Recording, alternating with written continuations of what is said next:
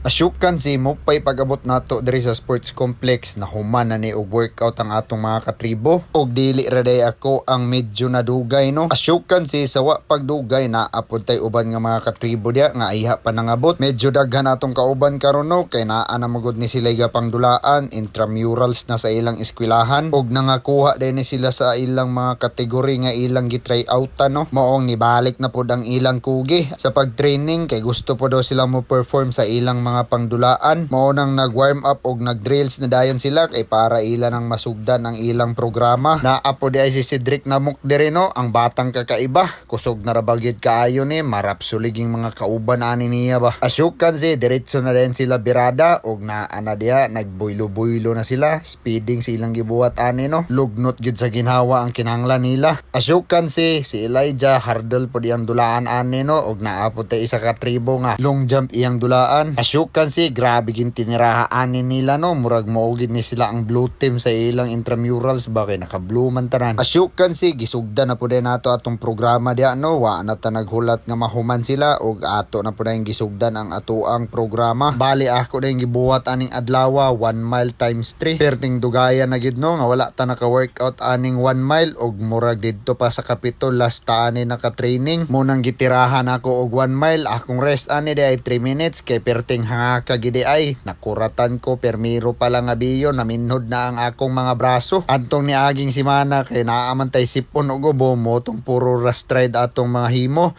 kay alanganin kaayo idagan og taas kay motokar gid ang atong ubo. Maunang karon nitira ta og 1 mile para sa atong kusog kita makalugnot kay naulian naman ta sa atong ubo dinhi na pud ta nagproblema sa atong sipon no kay wa pagid ni sa na fully ni hawa sa atong ilong. Asyukan si medyo galisod na gid ta ginawa di ano kay grabe na gid kabinhod atong lawas den ang atong ginawa halang na pud kayo kay wa gid ta naanad kay kalit-kalit ni nga atong workout pero makaya pa man natog sikad jud pero wa gid nato nakuha ang target time nga 5 minutes sa 1 mile pero nahuman ra pud baya nako ni no, naantos ra nako og utong ang kasakit pero wa nato nakuha ang time. Ang importante lang yun nga mahuman nato ang atong workout no og atong gitistingan og sukol ang lactic nga atong gabatian. Dili gid sayo ning workout nga 1 mile no kay perting sakita gid sa ginhawa og sa braso. Aksyon tag kaigit nun ani nga workout mo nang talagsa ra kay ko ani mohimo. May gani na human ako, grabe ra ba akong rest kay gikan ta nagpahulay sa mga bakbakan nato nga dula last week adtong sa Cagayan og dili gid to sayon nga dagan. Best experience gid to kay daghan kay tagigukod nga mga leon og top leon pagid sa Mindanao og naapoy ng dayo nga mga taga Visayas ang Spectrum Runners. Wa man ta nakadikit pero the best feelings na to no nga naka-appeal ta adto nga line up mura taga pa-qualify adto sa Philippine team no. Grabe kadaghan leon. Asyukan si nahuman na deta sa atong workout di ano og mura gid kog kalibangon ana sa akong feeling no, perting sakita og kita gid na rapsuli pero bahala na, ang importante nahuman nato ang atong programa. Asyukan si nahuman na pud ang blue team no, grabe binigwasay nila og nag-ilis na dayon ta no kay pag human aning atong training mag-practice na pud ta sa atong chairfield demonstration. Mo nang di kita ka all out sa atong training no kay naa pa tay trabaho pag human. Mo nang dapat balanse ang atong pagtrabaho ug atong pagdagandagan kay lisod nag atong lawas mahinaykan na hala